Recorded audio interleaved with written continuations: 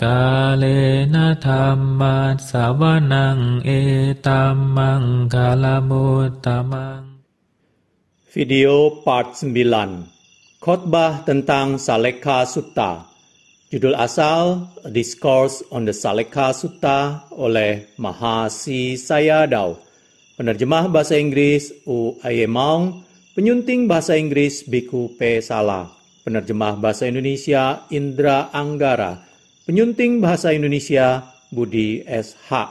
Penerbit Yayasan Satipatthana Indonesia Yasati. Cetakan pertama Mei 2016. Menghina atau ucapan kasar. Parusa waca _7. Orang lain mungkin berkata kasar, tetapi kami akan menghindarinya. Demikianlah, kalian harus mempraktekkan penghapusan untuk mengurangi kotoran batin.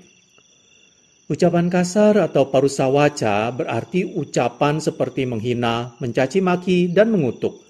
Ucapan jenis ini sangat menyakiti orang yang ditujukan, dan bahkan tidak menyenangkan bagi mereka yang tidak berhubungan dengan ucapan itu. Tidak ada yang ingin mendengar perkataan demikian, dan orang-orang bijaksana tidak menyukainya. Untuk menjadi efektif secara kama, penggunaan ucapan kasar harus melibatkan 3 faktor. Orang yang dihina atau dimaki, rasa tidak suka terhadap orang itu, dan tindakan menghina atau memaki. Tanpa adanya keinginan buruk apapun untuk menyebabkan penderitaan atau kejengkelan, maka penggunaan ucapan kasar adalah tidak berbuah secara kama. Suatu ketika, seorang anak pergi ke hutan menentang nasihat ibunya. Sang ibu marah dan mengutuknya, "Semoga engkau ditanduk kerbau sampai mati." Di dalam hutan, anak itu melihat seekor kerbau betina yang mengancamnya. Anak itu membangkitkan kekuatan kebenaran dengan mengatakan, "Biarlah ini terjadi, bukan menuruti ucapan ibuku, melainkan menuruti harapannya." Dikatakan bahwa binatang itu seketika berhenti dan berdiri diam. Walaupun beberapa orang tua mungkin mengutuk anak-anak mereka yang bandel, namun pada kenyataannya mereka tidak menghendaki bahaya sekecil apapun menimpa anak-anak mereka. Guru-guru mungkin memarahi murid-murid yang tidak patuh dengan mengatakan, "Pergilah kalian semua, jangan berada di dekatku. Aku tidak peduli dengan apa yang terjadi pada kalian." Akan tetapi, mereka tetap mengutamakan kesejahteraan murid-muridnya. Ucapan-ucapan demikian, walaupun kasar secara verbal, namun tidak berakar dari kebencian, dan karena itu tidak berbuah secara kama. Sebaliknya, ucapan halus yang berakar dalam keinginan jahat adalah efektif secara kama. "Semoga orang ini tidur lelap," adalah apa yang raja-raja zaman dulu katakan sebagai ungkapan halus sehubungan dengan seseorang yang akan dieksekusi. Jika suatu ucapan didasarkan atas kebencian, maka ucapan itu memiliki akibat kama.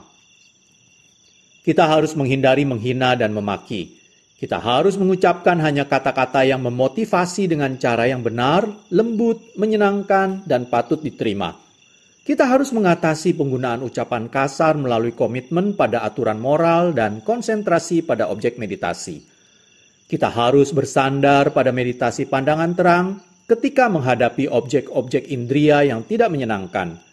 Kita cenderung menggunakan ucapan kasar ketika kita jengkel atas objek-objek indria yang tidak disukai. Kita harus melenyapkan kebencian melalui perhatian murni. Khususnya terhadap kata-kata yang tidak disukai, seringkali membangkitkan ucapan kasar.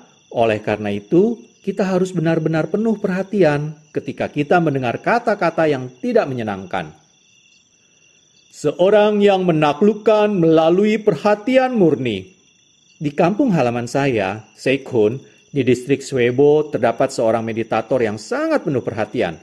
Ia telah menjadi biku selama 20 tahun. Saat masih sebagai umat awam, ia mencatat, mendengar, setiap kali mendengar ayah mertuanya mencelaknya. Celaan itu bisa berlangsung sampai kurang lebih 10 menit lamanya. Baginya, suara si pembicara serta kata-katanya lenyap seketika, dan ia tidak mengetahui apapun yang dikatakan oleh orang tua itu. Ia tidak marah dan juga tidak berkeinginan untuk membalas. Akan tetapi, jika bukan karena perhatian murninya, ia pasti membalas dengan marah dan mengucapkan kata-kata kasar.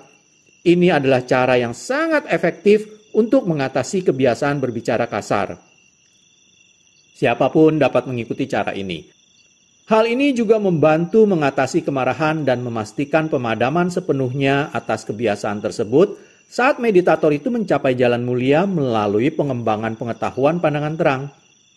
Akan tetapi, karena fitnah dan ucapan kasar berakar dari kemarahan, maka meditator dapat sepenuhnya memadamkan kebiasaan itu hanya pada tingkat yang tidak kembali atau anagami.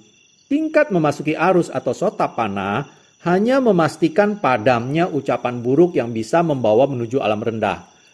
Pada tingkat yang kembali sekali atau sakadagami, seorang meditator dipastikan atas padamnya bentuk kasar dari fitnah dan ucapan kasar yang tidak sampai mengarahkannya menuju alam rendah. Ia belum terbebas dari bentuk-bentuk halus fitnah dan ucapan kasar yang hanya menjadi padam sepenuhnya pada tingkat yang tidak kembali atau anagami. Kitab Visuddhimagga menjelaskan fitnah, ucapan kasar, dan niat buruk sebagai 3 kecenderungan buruk yang dilenyapkan oleh yang tidak kembali atau anagami. Meditator harus berusaha untuk mencapai tingkat yang tidak kembali untuk mengatasinya. Akibat kama dari ucapan kasar. Menurut Anguttara Nikaya, mereka yang berkata-kata kasar dapat terlahir kembali di alam rendah. Jika terlahir kembali di alam manusia, mereka akan sering dihina dan dicerca. Beberapa orang mengutuk pencuri agar mengalami kematian menyakitkan atau celaka. Kutukan demikian adalah hal biasa di antara para sadhu dan fakir di India. Mereka mengutuk orang yang tidak memberikan apa yang mereka minta dan menjadi kepercayaan umum bahwa siapapun yang telah dikutuk oleh mereka akan mengalami kemalangan. Orang-orang mungkin takut pada kutukan mereka karena kitab-kitab suci mereka. Pengikut Purana mengatakan betapa malangnya mereka yang dikutuk oleh orang-orang suci. Akan tetapi, para biku Buddhis tidak mengutuk orang lain atau menyumpah. Menurut Buddhisme, kutukan itu sendiri tidak dapat menyebabkan kemalangan. Yang terjadi hanyalah karena akibat karma buruk. Sebenarnya, suatu kutukan justru dapat berbalik pada si pengucap, seperti kisah dari Petawathu berikut ini. Kelahiran kembali sebagai hantu kelaparan karena kutukan. Pada masa Sang Buddha, 12 orang biku melewatkan keberdiaman musim hujan di sebuah desa yang terdiri dari 11 keluarga. Pemimpin penenun menyediakan kebutuhan hidup untuk 2 orang biku, sedangkan masing-masing dari 10 keluarga lainnya mengurus 1 dari 10 biku lainnya. Istri sang penenun adalah seorang yang tidak berkeyakinan pada sangga. Oleh karena itu, ia tidak melayani para biku dengan rasa hormat. Kemudian, si penenun menikahi adik istrinya yang kepadanya ia menyerahkan seluruh hartanya. Sebagai wanita yang bajik, ia melayani para biku dengan penuh hormat. Di akhir masa keberdiaman musim hujan, masing-masing biku menerima persembahan dana jubah. Sang istri tua begitu marah hingga ia mengutuk, "Semoga makanan dan minuman yang engkau persembahkan kepada para biku menjadi kotoran, air kencing, nanah, dan darah. Semoga jubah-jubah itu berubah menjadi lembaran besi membara." Setelah kematiannya, sang penenun menjadi dewa pohon, dan istri tuanya menjadi hantu kelaparan di dekat istana suaminya. Ia tidak memiliki pakaian dan makanan. Ia meminta-minta makanan dan pakaian pada si dewa pohon. Akan tetapi, ketika dewa tersebut memberi makanan dan minuman, semua berubah menjadi kotoran dan air kencing di tangan si hantu kelaparan. Sang dewa juga menyiapkan pakaian-pakaian, tetapi itu pun berubah menjadi lembaran besi membara segera setelah dikenakan oleh si hantu kelaparan. Hantu itu menyingkirkan pakaian besi membara itu dan berlari sambil menangis. Kutukan yang ia ucapkan dalam kehidupan lampaunya telah kembali padanya. Nasib buruknya diketahui oleh seorang biku yang sedang berkunjung ke tempat tersebut. Atas nasihatnya, dewa pohon mempersembahkan dana makanan pada sang biku dan membagikan jasa kepada si hantu kelaparan.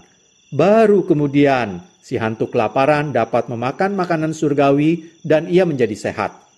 Lalu, dewa itu menitipkan sepasang jubah surgawi kepada biku tersebut untuk dipersembahkan kepada Sang Buddha, dan sekali lagi, hantu kelaparan tersebut memperoleh bagian dari jasa itu dan membuatnya cantik seperti Dewi dengan pakaian barunya. Sebuah perbuatan baik adalah obat bagi seseorang yang menderita karena kutukannya sendiri. Penghinaan mengarah menuju alam hantu kelaparan. Pada masa Sang Buddha, di sebuah desa di dekat Sawathi, terdapat seorang umat awam Buddhis yang penuh keyakinan bernama Nandi Sena. Istrinya, Nanda, tidak berkeyakinan dan tidak memiliki sopan santun. Ia tidak menghormati suaminya dan ia menghina suami dan ibu mertuanya. Setelah kematiannya, ia menjadi hantu kelaparan dan bergentayangan di sekitar desa.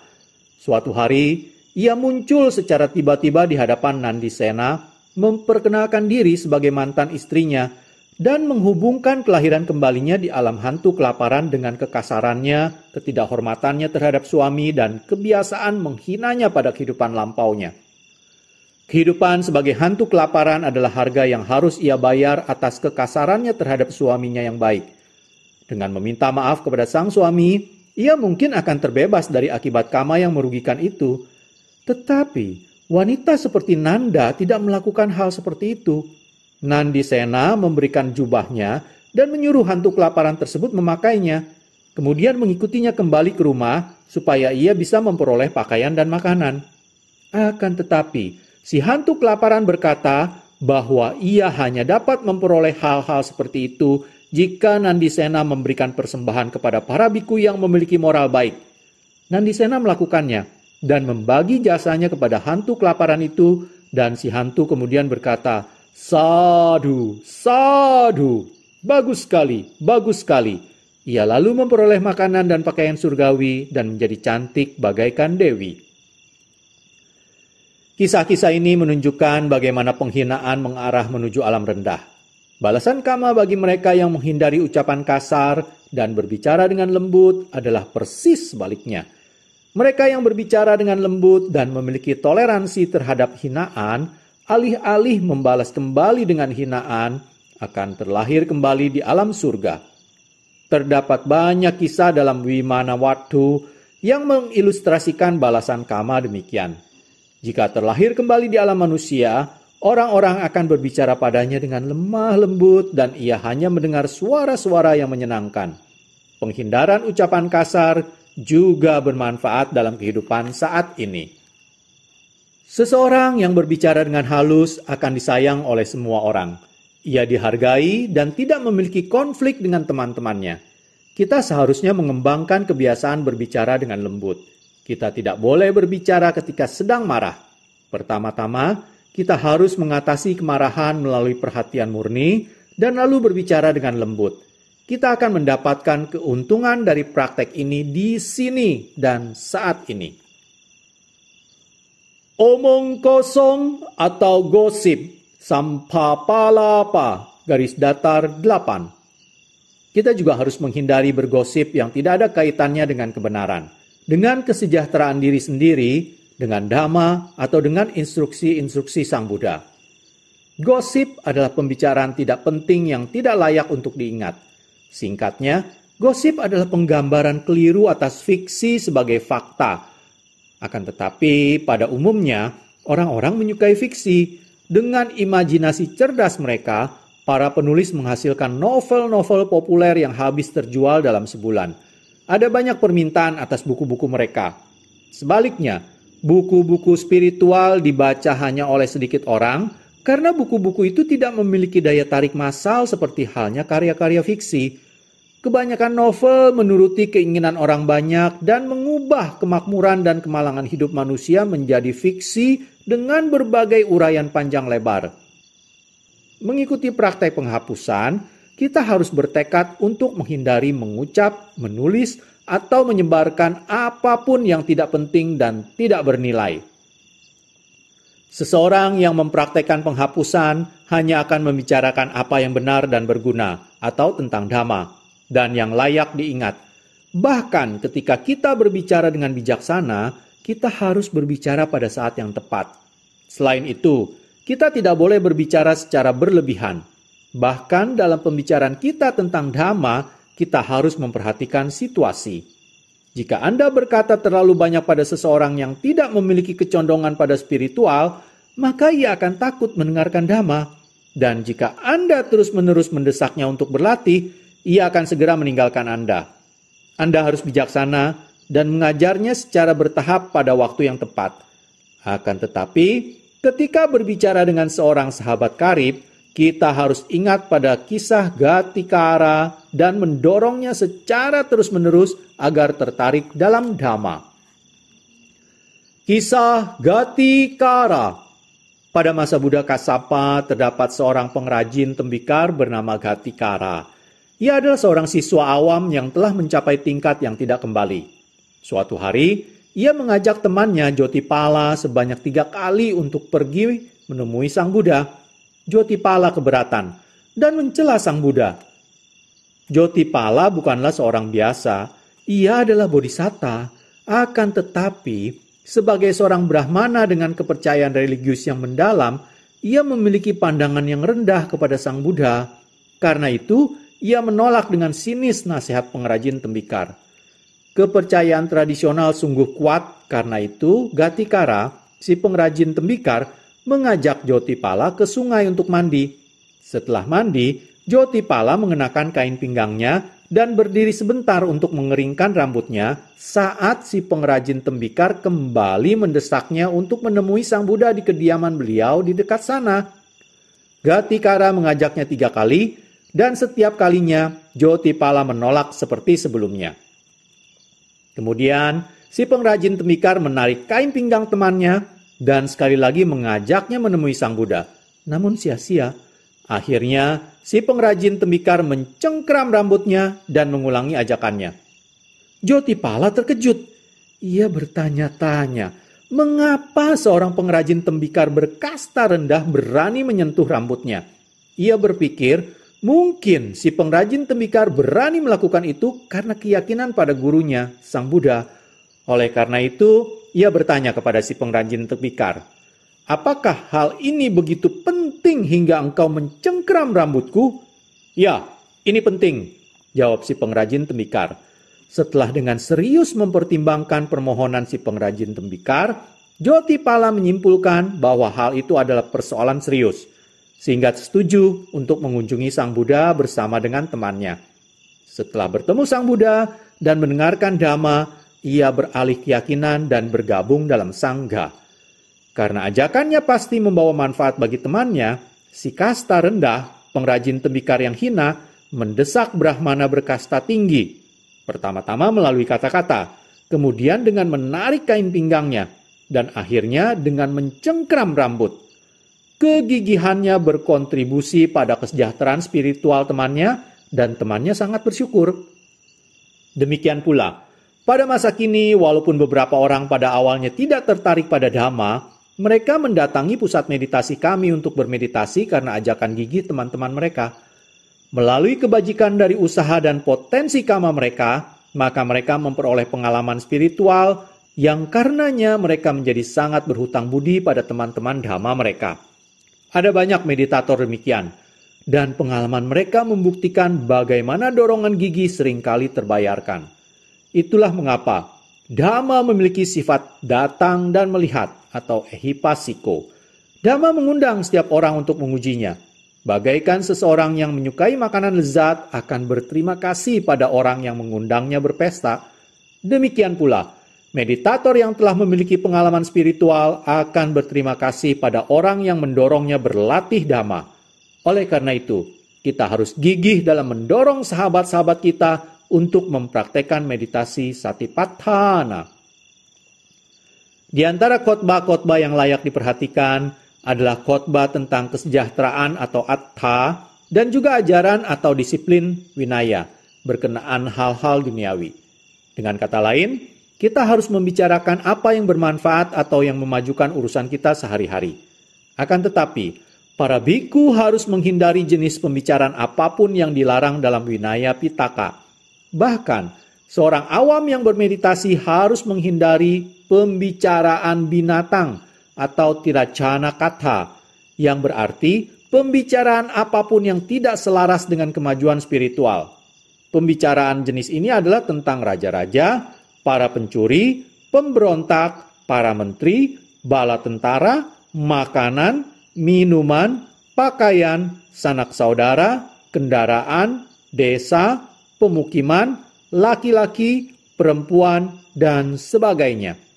Jika pembicaraan itu tidak berhubungan dengan kegiatan spiritual, kekecewaan atas hal-hal yang sebelumnya dianggap memuaskan, keyakinan atau kebijaksanaan, maka itu disebut gosip. Dan karena itu harus dihindari. Akibat kama dari bergosip. Menurut Anggutara Nikaya, akibat kama dari bergosip adalah dapat terlahir kembali di alam rendah. Dan jika terlahir kembali sebagai manusia, banyak orang tidak akan mempedulikan apa yang ia katakan. Jenis gosip yang cukup jahat yang dapat membawa menuju alam rendah adalah pembicaraan serius tentang hal-hal seperti pada kisah pertempuran Raja-Raja Bharata dalam Mahabharata, legenda penculikan Sita Dewi oleh raksasa Rawana yang disebut Dasagiri, dan sebagainya. Kitab komentar menjelaskan pembicaraan-pembicaraan demikian sebagai gosip. Berikut ini adalah ringkasan singkat dari kisah yang terdapat dalam Mahabharata. Di tepi sungai Yamuna, lahir seorang putra dari perpaduan antara pertapa Parasara dan Satyawati. Putra itu diberi nama Depayana. Setelah kelahirannya, sang ibu menjadi perawan kembali melalui kekuatan supranatural sang pertapa. Kelak, Depayana menjadi seorang petapa bernama Bhyasa. Ia berjanji akan datang jika ibunya ingin bertemu dengannya. Kelak, Satyawati dijadikan ratu oleh Santanu, Raja Negeri Kuru. Dari Santanu, ia melahirkan dua orang putra yang sulung bernama Citri Ngadahu dan yang bungsu bernama Citra Wirya. Ketika Raja Citra Wirya meninggal dunia, ia meninggalkan dua ratu tanpa keturunan. Satyawati meminta bantuan Bhyasa sang petapa untuk meneruskan garis keturunan keluarga kerajaan. Petapa itu begitu buruk rupa saat kedatangannya. Ratu pertama menutup matanya, oleh karena itu ia melahirkan seorang putra yang buta, yang diberi nama Datarata. Ratu kedua menatapnya dengan tatapan sayu. Oleh karena itu, ia memperoleh putra yang lemah, yang diberi nama Pandu. Pandu menjadi raja karena kakaknya buta. Sang kakak menikahi Gandhari, putri Raja Gandhara. Ia memiliki 100 orang putra yang sulung bernama Duyodhana. Suatu hari, Raja Pandu dengan busurnya membunuh sepasang rusa yang sedang kawin. Sebagai petapa sakti, rusa jantan itu mengutuk raja agar mati ketika menikmati hubungan seksual. Karena hal itu, Pandu memutuskan untuk menghindari hubungan seksual. Ia memiliki dua ratu, Kunti dan Maddi. Tidak ada satupun yang memiliki anak sebagai penerus Pandu. Kunti berdoa dan memiliki 3 orang putra, Yudhithira, Bima, dan Arjuna melalui hubungannya dengan Dewa Dhamma, Dewa Angin, dan Saka berturut-turut. Maddi memiliki anak kembar, Nakula dan Sahadewa, melalui 2 dewa Asawi. Pandu meninggal dunia dan diteruskan oleh Pangeran Buta Datarata. Putra Datarata, Duyodhana dan kelompoknya disebut Kora biasa, sedangkan putra-putra Pandu yang dibenci oleh Duyodhana dan kelompoknya, Yudhithara dan lain-lainnya disebut Pandawa. Sebagai prajurit-prajurit yang berani, putra-putra Pandu dibenci oleh kelompok Duyodhana. Setelah berkonsultasi dengan adiknya yang bernama Pusasana, temannya yang bernama Kanna, dan pamannya yang bernama Sakuni, ia memerintahkan para Pandawa atas nama raja untuk berlatih perang gajah di rumah pedesaan.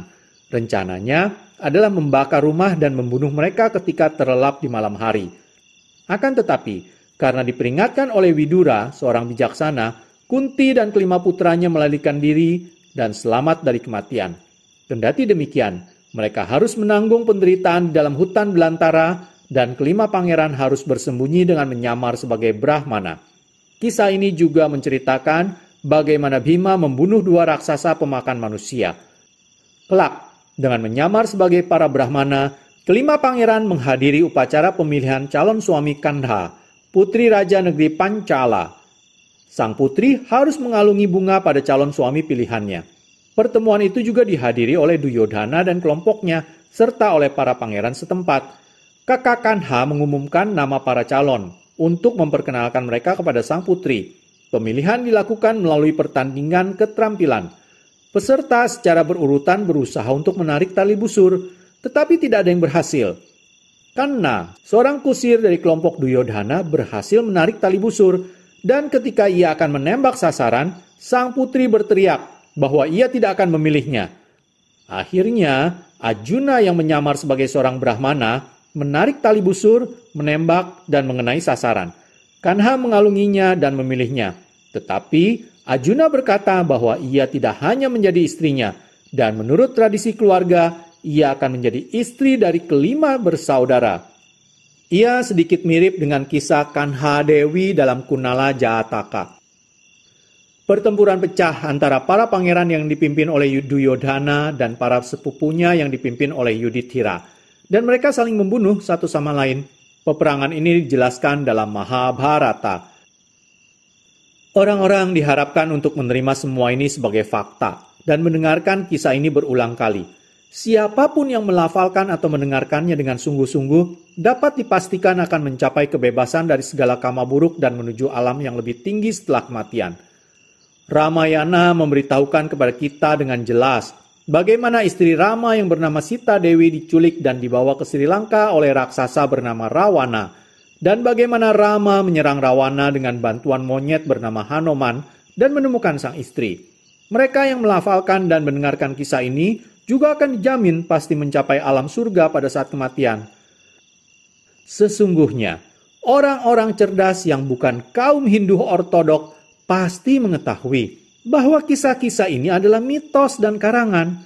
Jika kita menganggap bahwa kisah-kisah ini adalah nyata, maka pandangan ini akan menghalangi kemajuan spiritual dan menimbulkan banyak bahaya.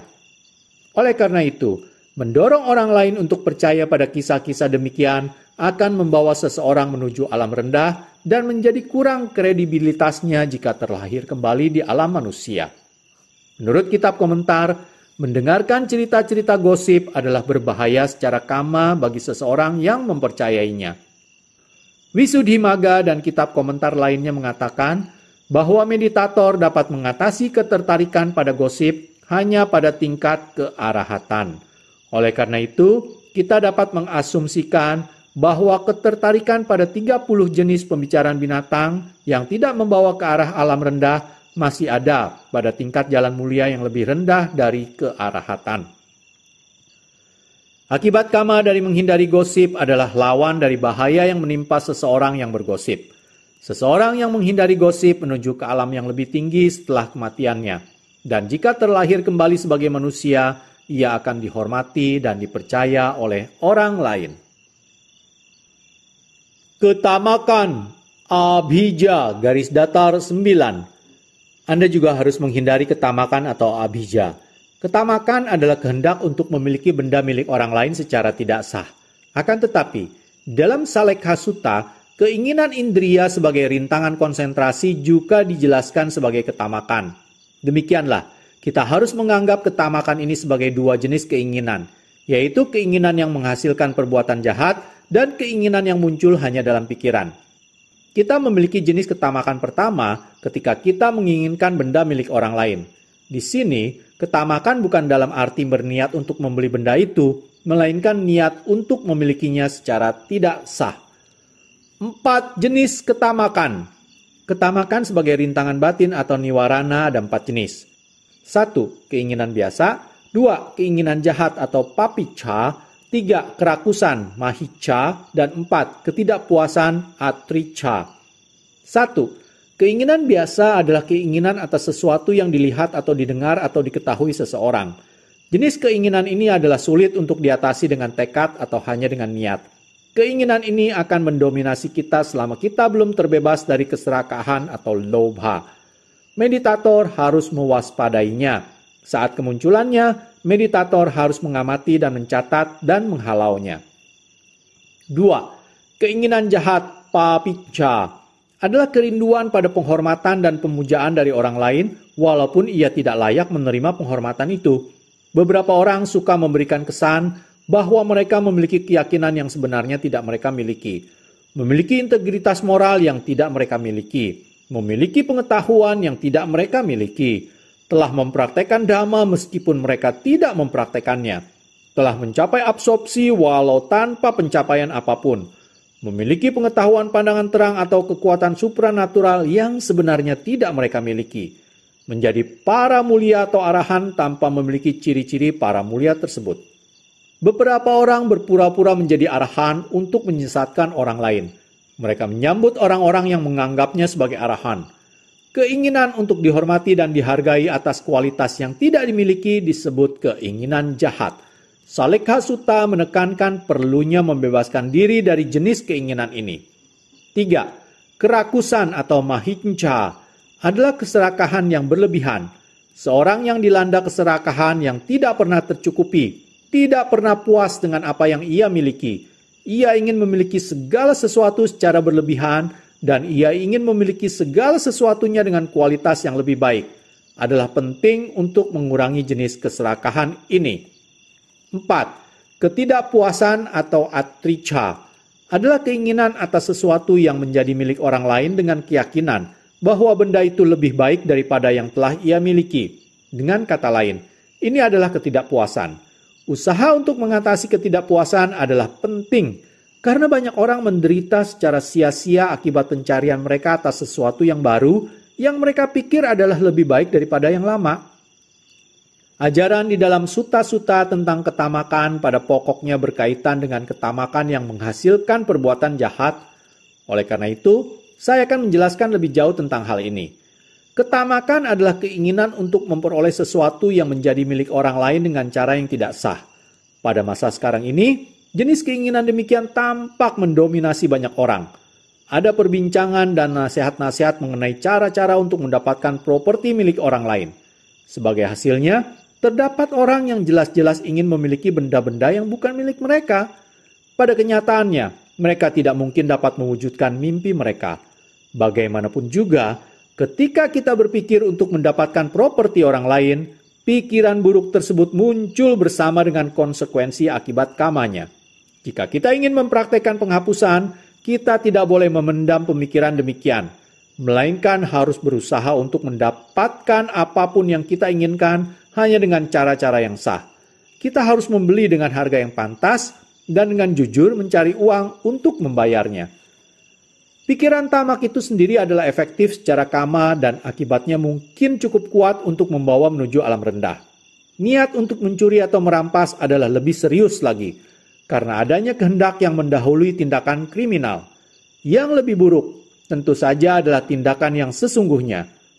Oleh karena itu, kita harus mengatasi perbuatan buruk yang serius seperti itu melalui integritas moral dan perenungan seperti, aku tidak ingin orang lain berusaha mengambil propertiku secara tidak sah. Demikian pula, tidak seorang pun yang ingin propertinya diambil secara tidak sah olehku. Kita juga harus melatih konsentrasi terus-menerus agar tidak memberi ruang bagi pemikiran tamak. Ketamakan dapat muncul ketika kita melihat, mendengar, mencium, mengecap, menyentuh, atau menggunakan objek-objek yang disukai yang menjadi milik orang lain. Seorang meditator yang secara terus-menerus penuh perhatian pada saat melihat, mendengar, dan seterusnya, menyadari bahwa segala sesuatu lenyap saat mengamati dan mencatat fenomena apapun dengan pengetahuan pandangan terang yang kuat. Hal ini mencegah munculnya ketamakan atas properti orang lain. Apalagi pikiran-pikiran dan rencana-rencana untuk mengambilnya secara tidak sah. Demikianlah, kita dapat mengatasi ketamakan melalui meditasi pandangan terang. Ketamakan dapat tercabut ketika kita mencapai jalan mulia. Pemadaman sepenuhnya atas ketamakan yang mengarah menuju perbuatan salah dipastikan pada tingkat memasuki arus. Dan demikian pula dengan padamnya keinginan jahat. Jenis ketamakan lainnya dilenyapkan hanya pada 3 tingkat jalan mulia yang lebih tinggi. Visuddhimagga mengatakan bahwa ketamakan pada akhirnya dilenyapkan hanya pada tingkat kearhatan. Dikatakan demikian karena keserakahan biasa atau lobha adalah sejenis ketamakan. Kita menganggap bahwa tingkat memasuki arus menjamin padamnya ketamakan yang mengarah pada dilakukannya perbuatan-perbuatan buruk dan yang berhubungan dengan keinginan-keinginan jahat, karena kedua kotoran ini dapat membawa menuju alam rendah. Salekha Sutta yang mengajarkan kita untuk mengatasi ketamakan adalah ajaran yang sangat mendalam, karena mengajarkan kita untuk mempraktekkan penghapusan untuk mengatasi ketamakan melalui pencapaian 4 jalan mulia. Mari kita menegaskan. Walau orang lain tamak, kami akan menghindari ketamakan. Kami akan mencari kemajuan spiritual melalui tanpa ketamakan.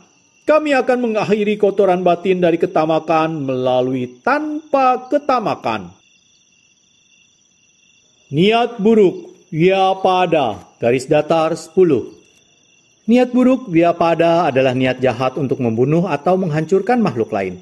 Teks Pali mendefinisikan kata vyapada sebagai berikut. Semoga makhluk-makhluk ini terluka atau terbunuh. Semoga seluruh bangsa atau suku ini binasa, hancur atau musnah. Adanya jenis kehendak demikian untuk melakukan kejahatan dan menghancurkan makhluk-makhluk lain. Dengan demikian, niat buruk adalah kehendak untuk menyebabkan kematian atau perlakuan buruk atas seseorang atau orang yang dibenci. Kehendaknya itu sendiri adalah kama pikiran yang buruk. Setidaknya, keinginan atas kematian atau kehancuran nyamuk dan serangga adalah niat buruk yang efektif secara kama. Akan tetapi, karena bentuk kehidupan ini yang rendah, tidak memiliki moralitas, maka niat buruk terhadap mereka tidaklah menghasilkan akibat kama yang berat. Akibatnya akan sangat berat jika kita menghendaki kematian atau kehancuran orang-orang atau para biku yang memiliki moralitas dan kualitas-kualitas lainnya. Oleh karena itu, kita harus melenyapkan niat buruk dengan melatih cinta kasih dan memancarkan niat baik. Semoga semua makhluk terbebas dari bahaya. Semoga semua makhluk terbebas dari penderitaan batin dan jasmani. Semoga semua makhluk hidup dengan bahagia. Ini adalah cara untuk menghindari jalan yang tak terlatih dari niat buruk ini melalui jalan yang terlatih dari cinta kasih. Jika kita melatih cinta kasih dengan cara ini, maka kita dapat maju dari satu tingkat ke tingkat berikutnya dan memadamkan api niat buruk dengan air murni cinta kasih. Orang yang tidak memiliki pengendalian diri menghendaki kematian dan kehancuran pada orang yang mereka benci. Kita yang hidup di antara orang demikian akan membebaskan diri kita dari niat buruk. Kita akan mengatasi niat buruk dengan melatih cinta kasih. Jika kita memiliki niat buruk, maka kita harus melenyapkannya melalui perhatian murni. Demikianlah praktek dari penghapusan. Kita dapat menaklukkan niat buruk melalui meditasi pandangan terang, yaitu melalui perhatian murni pada setiap momen dari melihat, mendengar, dan sebagainya. Ketika kita melihat seseorang yang tidak ingin kita lihat, atau ketika kita mendengar suara yang tidak ingin kita dengar, terutama saat kita mengetahui apa yang seseorang sedang lakukan akan membahayakan kepentingan kita, atau ketika kita mengetahui apa yang tidak ingin kita ketahui, maka kita memiliki niat buruk. Celakalah orang itu, menderitalah ia. Akan tetapi, dengan perhatian murni pada setiap momen dari melihat, mendengar, dan sebagainya, Anda akan mengetahui bahwa setiap pikiran dan perasaan menjadi lenyap seketika, maka tidaklah mungkin bagi niat buruk untuk muncul. Oleh karena itu, perhatian murni secara terus-menerus pada setiap peristiwa batin menghalau kemungkinan munculnya niat buruk. Dan itulah cara untuk mengatasinya melalui praktek meditasi pandangan terang. Jika kita tidak dapat mempraktekkan meditasi pandangan terang, kita dapat mengatasi niat buruk melalui pengembangan cinta kasih, metta. Kita harus memancarkan cinta kasih kepada setiap makhluk hidup yang kita lihat atau dengar. Dengan demikian, tidak akan ada niat buruk terhadap orang-orang tersebut. Kita juga harus memancarkan cinta kasih kepada makhluk-makhluk hidup yang tidak kita lihat atau dengar. Jika kita mengamati dan mencatat batin yang diliputi oleh cinta kasih, inilah meditasi pandangan terang. Dengan diliputi cinta kasih dan kita mengamati dan mencatatnya, kita dapat maju dari tingkat pandangan terang yang satu ke tingkat berikutnya, hingga mencapai tingkat yang tidak kembali atau anagami. Saat itulah niat buruk menjadi padam sepenuhnya. Bahkan pada tingkat memasuki arus sotapanna, meditator telah terbebas dari niat buruk yang dapat mengarahkannya menuju alam rendah. Oleh karena itu, kita harus mencapai minimal tingkat memasuki arus atau sotapanna untuk mengatasi niat buruk. Jika memungkinkan, kita harus berjuang untuk mencapai tingkat yang tidak kembali atau anagami untuk pemadaman sepenuhnya. Mari kita mengembangkan cinta kasih dan bermeditasi. Semoga semua makhluk terbebas dari bahaya. Semoga semua makhluk terbebas dari penderitaan batin. Semoga semua makhluk terbebas dari penderitaan jasmani. Semoga semua makhluk hidup berbahagia. Dalam mengembangkan cinta kasih, kesadaran yang berfokus padanya dan aktivitas pikiran yang menghendakinya lenyap seketika. Pelenyapan ini menunjukkan hukum ketidakkekalan. Ketidakkekalan adalah penderitaan, dan kedua ini adalah tanda dari ketanpa intian. Pengetahuan demikian terhadap sifat alami segala sesuatu ketika kita mengembangkan cinta kasih adalah pengetahuan pandangan terang. Mari kita melatih meditasi pandangan terang saat mengembangkan cinta kasih pada waktu yang bersamaan. Semoga semua makhluk terbebas dari bahaya. Semoga semua makhluk mampu menanggung beban dari kanda kelompok kehidupan. Demikianlah saya akhiri video part 9 ini dengan membacakan 4 bagian penghapusan sekaligus, yaitu bagian 7, 8, 9, dan 10. Pada video part berikutnya saya akan mulai dengan pembacaan penghapusan bagian 11, yaitu pandangan salah atau micca ditthi. Terima kasih. Kalena dhamma savanang etammang kalamutamang